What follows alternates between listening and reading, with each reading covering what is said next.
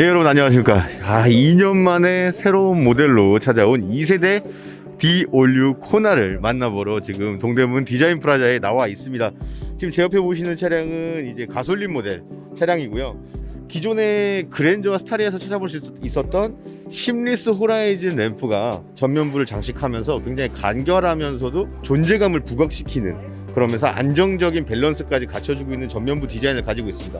또 하단부에는 라디에이터 그릴과 이 삼각형 가니쉬 이런 것들이 추가가 되면서 이 측면부에 있는 아머 형태의 휠 아치와도 좀 디자인의 통일성을 가져가고 있고요.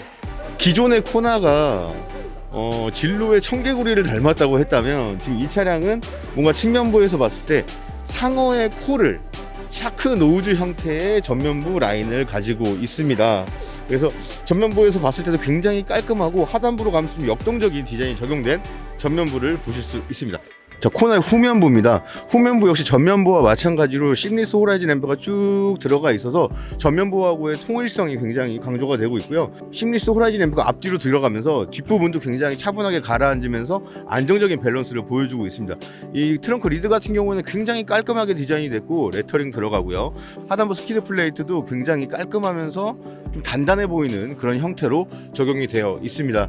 이번 2세대 코나는 기존 코나에 비해서 전장과 휠 베이스가 다 크게 키워지면서 공간성을 굉장히 확보를 했다고 하는데, 적재 공간까지도 확보를 했다고 합니다.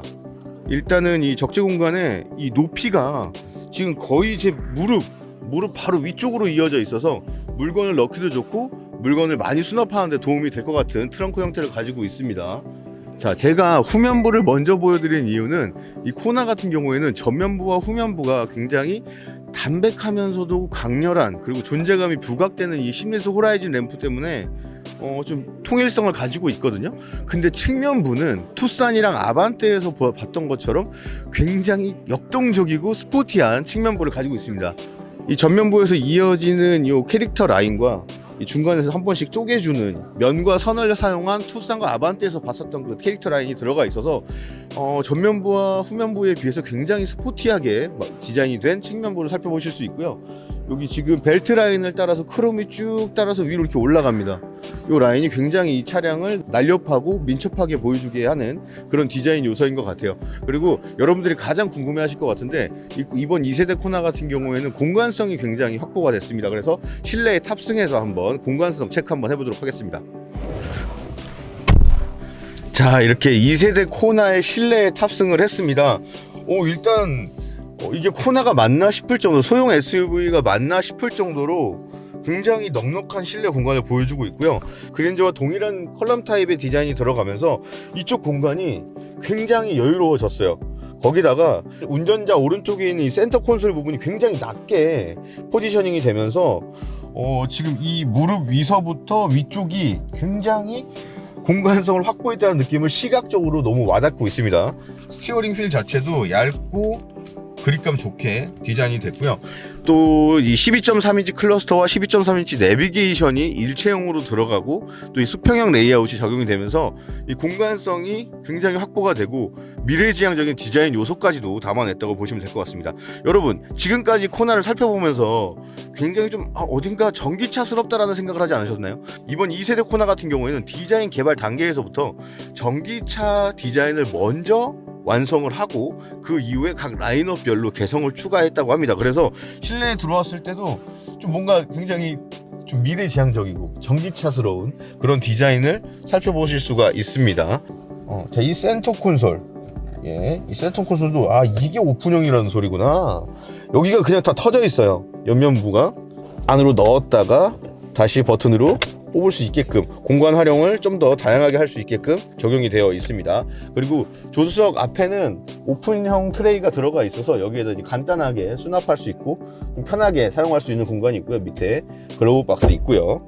자, 그리고 이쪽에는 C타입 충전구가 2개가 있는데요. 이 왼쪽에 있는 거는 그냥 충전만 하는 용도하고 폰 프로젝션 연결하는, 차량에 커넥팅 해주는 그 버튼을 통해서 구분을 할 수가 있습니다. 요게 눌러서는 아무것도 작동을 하지 않고요. 이렇게 다이얼 형태로 이렇게 한쪽 방향, 이쪽 방향으로도 다 변기동이 가능합니다. 자, 사실 이 앞에 보시면 클러스터하고 내비게이션이 일체형으로 들어가 있는데 딱 두 번의 꺾임이 있습니다. 이쪽에서 와서 여기서 한번 꺾이고요. 클러스터와 내비게이션 사이에서 한번 딱 꺾여주고, 자, 이쪽은 한 번 더 클러스터가 끝나는 부분에서 한 번 더 꺾였는데 이쪽은 직물 형태로 이렇게 돼 있고요. 아이오닉 5처럼 뭔가를 꼽아서 쓸 수 있게끔 그런 용도로 들어가 있는 것 같습니다. 자, 이렇게 앉아서 시트 포지션을 살짝만 올려놓고 보면 이 대시보드가 굉장히 평평하게 시야를 뺏지 않고 시선을 뺏지 않고 앞쪽을 주시할 수 있게끔 적용이 되어 있습니다. 자, 지금 제가 이렇게 앉아 있는데 1열 제 위주로 컨셉을 맞추고 2열 바로 넘어가 볼게요. 자, 기존의 코나는 2열 레그룸이 굉장히 좁다라는 이야기가 있었습니다. 그래서 제가 지금 180에 0.1톤의 성인 남성이 앉았을 때 지금 아까 제 포지션으로 해놓은 거거든요. 1열을. 그럼 주먹이 하나, 둘, 세 개까지 하고 조금 남아요. 이게 이제 휠 베이스를 확보하고 전장을 확보하는 내용도 있고, 이 1열 시트 자체를 굉장히 기존 코나 대비 30% 가량 슬림하게 디자인을 하고, 이 뒤쪽도 굉장히 단조롭게 무릎 라인에 맞춰서 레그룸 쪽에서 가장 공간을 많이 확보할 수 있는 디자인으로 곡선으로 이렇게 배치를 했기 때문에 훨씬 더 시각적인 효과와 실제적으로도 공간 확보가 되는 것 같고요. 일단 2열에 앉았을 때 되게 특이한 점이 있어요. 일단 이 센서 터널은 있지만 2열 같은 경우에는 굉장히 평평하게 돼 있어요. 그래서 오히려 공간 확보가 더 되는 것 같고, 사실 너무 평평해서 쿠션감이 없지 않을까 싶었는데 거의 이렇게 편하게 왔다 갔다 할 수 있을 정도로 평평하게 커브리스 벤치 시트가 적용이 돼서 양쪽으로 왔다 갔다 하기도 편하고, 여기 앉았을 때도 가운데 자리도 그렇게 불편하지 않은, 왜냐면 이 센터 터널도 그렇게 높지가 않아요. 다리를 올려놔도 이 정도 공간이 나옵니다. 자, 2열 공간성에 대한 단점은 극복을 한 것으로 보여집니다. 자, 이번 2세대 코나에는 사고 발생 시에 안전벨트를 빠르게 잡아주는 리트랙터 프리텐셔너가 들어가 있는데, 또 그에 반해서 후속 승객이 사고 발생 시에 압박을 최소화하기 위해서 로드 리미터가 또 적용이 되어서 요게 확 당겨졌다가 탁 풀어주는, 충격이 끝난 다음에 탁 풀어주는 그런 로드 리미터 기능까지도 들어가 있다고 합니다. 실내 공간성하고 외장 디자인을 좀 살펴보셨는데, 또 이번 2세대 코나에는 어떤 안전 편의 기능이 들어가는지 한번 살펴보도록 하겠습니다. 자, 이번 새로운 코나 같은 경우에는 일단 라인업도 굉장히 다양합니다. 가솔린 내연기관에는 1.6 터보가 있고요. 그리고 2.0이 있고요. 거기다가 1.6 하이브리드 들어가고요. 거기에 EV 모드와 N라인까지 들어간다고 합니다. 코나 N은 왜 안 만들어요? 라는 생각을 하실 텐데, 코나 N은 아직 발표를 안 한 이유는 지금까지 조율 중이고요. 유럽의 유로7 기준이 좀 까다롭기 때문에 지금 전동화 기반의 N을 준비하려는 그런 추세고, 코나 N에 대한 부분은 검토 중이라고 할 수 있습니다. 1.6 터보 같은 경우에는 198마력의 8단 자동 변속기가 들어가고요. 2.0 같은 경우에는 149마력의 스마트 스트림 IVT가 적용이 됩니다. 하이브리드 모델 같은 경우는 105마력이 이제 순수 출력이고, 거기에 모터까지 더하면 141마력이 되고요. 또 여기에는 6단 듀얼 클러치가 들어간다고 합니다. 사실 경쟁 차종이라고 할 수 있는 셀토스에는 또 8단 자동 변속기가 들어가는데, 여기에 6단 듀얼 클러치가 들어간다라는 게 조금은 같은 차급에서 고민을 하시는 분들로 치면 좀 그럴 것 같습니다. 자, 그리고 이번 코나 같은 경우에 또 중점적으로 개선한 사항이 MVH를 굉장히 많이 개선을 했다고 해요. 그래서 이게 하단부에 흡차음제도 많이 들어가고, 터널 러기지에도 이제 흡음 패드가 추가가 됐고요. 이 창문 같은 경우에도 이중접합 차음 유리가 들어갑니다. 다만 이제 차급에 한계가 있기 때문에 로드 노이즈 컨트롤이라든가 이런 기술은 안 들어가는 걸로 확인이 됩니다. 자, 그리고 가격 같은 경우에는 가솔린 1.6 터보가 이제 모던 트림이 2,537만원, 프리미엄 트림이 2,759만원, 인스퍼레이션이 3,079만원이고요. 가솔린 2.0 같은 경우에는 모던이 2,468만원, 프리미엄이 2,690만원, 인스퍼레이션이 3,029만원입니다. 하이브리드는 모던이 3,119만원, 프리미엄이 3,297만원, 인스퍼레이션이 3,611만원으로 가격은 형성이 되어 있고요. 무엇보다 지금 차량의 출고 기간, 기다리는 대기 기간이 굉장히 궁금하실 텐데, 내연기관 같은 경우에는 설 연휴 이후 고객한테 인도가 가능하다고 하고요. 하이브리드 같은 경우는 인증이 완료되는 시점 인도가 가능할 것으로 본다고 합니다. 그리고 EV 모델 같은 경우에는 3월 중에 상세 상품 정보를 공개를 하고 2분기 중에 출시를 준비를 하고 있다고 하는데 이건 또 변동이 있을 수 있겠죠. 그래서 내연기관을 선택하실 분들은 뭐 굉장히 빠르게 차를 받아볼 수 있을 것 같고요. 하이브리드가 굉장히 인기가 많은데 하이브리드가 언제 인증이 완료되느냐에 따라 좀 이렇게 여러분들이 차량을 받을 수 있는 그런 일정이 관건이 될 것 같습니다. 자, 그리고 이번 코나 같은 경우는 차급을 뛰어넘는 룰 브레이커라는 그런 이미지에 맞게 다채로운 편의 기능까지도 추가가 되었다고 합니다.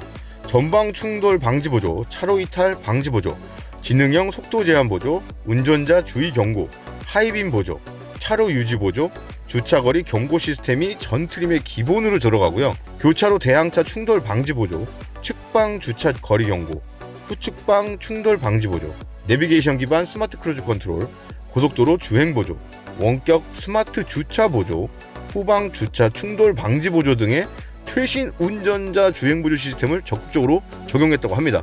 과연 그 룰 브레이커라는 슬로건이 잘 어울리게끔 대폭 적용된 걸 보실 수가 있습니다.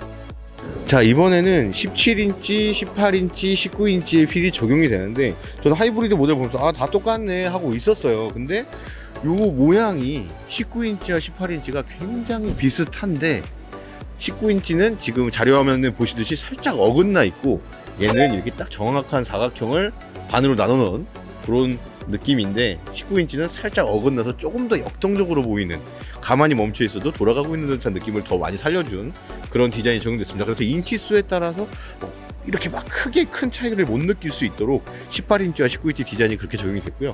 N9 같은 경우에는 이제 좀 더 N 엠블럼을 기준으로 좀 더 기하학적인 패턴이 들어가면서 좀 더 역동적인 디자인이 적용이 됐습니다. 17인치는 개인적으로 호불호가 많이 갈릴 것으로 예상이 됩니다. 자, 이 하이브리드 같은 경우에는 외관에서의 내연기관과의 차이는 없습니다. 그럼 실내로 한번 탑승을 해보도록 하겠습니다. 자, 실내도 역시나 똑같습니다. 오픈형 콘솔에 오픈형 트레이, 그리고 오픈형 이제 컵홀더까지 똑같은 모델이 들어가 있습니다. 기어 노브도 똑같고요. 다만 지금 이 차량을 저희가 짧게 보여드리는 이유는 아직 인증이 나오지도 않았고 지금 이 차량은 양산차가 아닌 차량이라서 후드를 열 수도 없고 또 시동을 걸 수도 없다고 합니다. 그래서 아직까지는 이렇게 외관이 크게 변화가 없다라는 것 정도만 알아두시면 될 것 같습니다. 자, 마지막으로 살펴볼 차량은 코나 N9입니다. 강렬한 레드 색상이 적용된 코나 N9인데 코나 N9 같은 경우는 전면부 모양이 다릅니다. 일단 이 범퍼 그릴에 있는 N9 엠블럼 들어가고요. 그리고 이 하단 범퍼로 내려가면서 아래로 향이 뻗어나가는 그런 형상들 때문에 이 차고 자체가 좀 더 낮아 보입니다. 전고 자체가 낮아 보여서 좀 더 날렵하고 좀 안정적으로 보이는 그런 효과가 있고요. 내연기관과는 다르게 바디 컬러 클래딩이 들어가서 좀 더 통일감 있고 단단해 보이는 일체화된 느낌을 주고 있습니다. 그리고 측면부에도 N9 엠블럼 있고요. 지금 이 차량 같은 경우에는 이 투톤이 배색이 돼 있어요. 지금 코나는 어비스 블랙펄을 제외하고는 모두 투톤이 가능합니다. 이 상단부가 검은색으로 들어가기 때문에 어비스 블랙펄은 적용이 안 되는 것 같고요. 이 블랙펄이 들어가 있고 사이드 스커트 같은 경우에도 좀 더 역동적으로 앞으로 좀 튀어나오면서 좀 더 날렵한 모습과 공기역학적인 모습을, 휠 디자인 같은 경우는 이걸 기점으로 기하학적인 패턴이 들어가면서 굉장히 역동적인 패턴이 들어가 있습니다. 자, 그러면 이 N9의 외장에서 하이라이트라고 할 수 있는 후면부로 가보겠습니다. 자, 이제 사전에 공개됐었던 디자인에서도 굉장히 많은 분들이 코나 N9의 후면부를 굉장히 인상적이고 강렬하게 보셨는데 이 보조제동등, 상단에는 보조제동등을 중심으로 해서 양쪽으로 양립해 있는 스포일러를 보실 수가 있습니다. 여기 보시면 이게 완전히 일체형은 아니고요. 여기가 이제 접합부들이 있어서 이 밑에 바닥 부분과 이 스포일러 부분이, 날개 부분이 이렇게 두 개로 구성이 되는 그런 형태가 적용되었고요. 이 중반부 트렁크 리드 쪽에는 변화가 없습니다. 다만 이 하단부 스키드 플레이트, 그리고 저기 트윈팁 머플러가 적용됐다는 점이 다른 점입니다. 자, 그러면 N9만의 실내 한번 살펴보시죠. 자, 이제 N9 실내에 탑승을 했습니다. N9 실내에 탑승을 했는데, 자, 레드 스티치가 다 가미된 이 N9 전용 시트, 그리고 여기 포인트, 가니쉬, 레드 가니쉬가 쭉 들어가 있고요. 곳곳에서 N을 찾아볼 수가 있습니다. 여기 스티어링 휠 하단에도 N 엠블럼 들어가 있고요. 드라이브 모드는 다 또 동일합니다. 에코, 노멀, 스포츠 들어가 있고, 상단부는 직물이고, 이 하단부 여기 알칸타라 소재가 적용이 돼서 딱 앉았을 때 착자감 자체가 좀 굉장히 뽀송뽀송한 느낌입니다. 자, 그리고 이 시트를 보시면 시트 등받이에도 이렇게 N 엠블럼이 검게 적용이 되어 있습니다. 이렇게 두 줄로 또 이렇게 들어가 있고요. 레드 스티치. 자, 이렇게 해서 코나에 적용된 내연기관 하이브리드 N9 차량을 전시 차량을 한번 살펴봤습니다. N9 내연기관 하이브리드 모든 차량이 전부 다, 여기는 없지만 EV까지 전부 다 각자 차량의 이미지에 맞게 디자인도 개성 있게 적용이 됐는데, 사실 어느 각도에서 어떤 차량을 보더라도 코나임에는 분명한 그런 디자인 통일성을 갖고 있었고요. 그리고 또 그 안에서 또 개성을 잘 나눈 게 너무 좋았고, 무엇보다 좋은 건 기존 코나보다 차량이 굉장히 커졌다는 거, 그리고 편의사양이 대거 적용됐다는 거, 그리고 승차감 부분과 안전 편의사양들이 굉장히 대거 적용이 되면서 차량을 운영하는 오너라든가 탑승객들이 좀 더 이 코나로 인해서 만족감을 느낄 수 있는 그런 차량이라고 생각이 들었고요. 이들이 슬로건으로 내세운 룰 브레이커, 룰을 만드는 메이커, 룰을 따르는 테이커 사이의 룰 브레이커라는 이 슬로건이 정말 뭘 뜻하려고 했는지를 알 수 있었던 그런 시간이었던 것 같습니다. 그럼 저는 코나에 적용된 7가지 외장 색상 컨텐츠로 다시 찾아뵙겠습니다. 감사합니다.